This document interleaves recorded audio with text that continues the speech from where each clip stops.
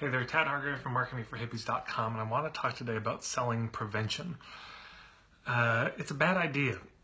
I see this from time to time where people will call me and say, yeah, I want to work with people, who are at risk of burning out to help them prevent from burning out, handle the problem before it becomes a problem.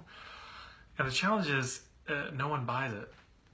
In the case of burnout, for example, people, if they've not been through burnout, just tend to think they're invincible. It never really crosses their mind that they should or need to really take care of themselves. It's so rare. So trying to sell a burnout prevention to people who've never been through burnout doesn't seem to work because they're not hungry for it. It's not quite real for them. It's abstract, it's theoretical. It's something that always happens to somebody else. It's not something that happens to them.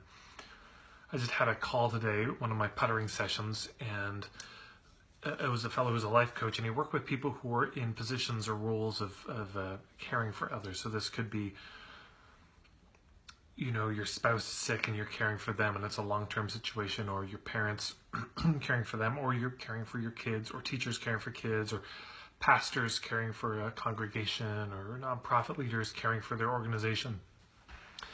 And the more we talk, the more we realize, because he started out with this pitch of, I want to kind of sell prevention so they don't burn out, and I suggested that may not work.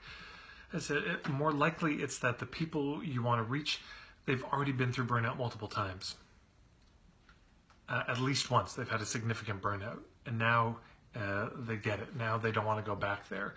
But it often takes people a few times. They have to go through the burnout a few times before they really think, okay, I'm going to change my lifestyle. So it could be that the target market is these kinds of people in roles of caring for others, but in particular who don't want to or can't step away from that role, for all the reasons that there might be. And so now they're needing to figure out how to sustain themselves. Because one of the things he said is, one of the things that can happen is people just leave. They quit the job because it's too stressful. But there's sometimes it's not so easy to do that. Again, you're caring for your parent or a child or a spouse. And while certainly some people do, for other people that really doesn't feel like an option or isn't. So we honed it in that way, but the heart of it was this prevention piece. So if you're in a place where you think, I want to sell prevention, I just urge you not to.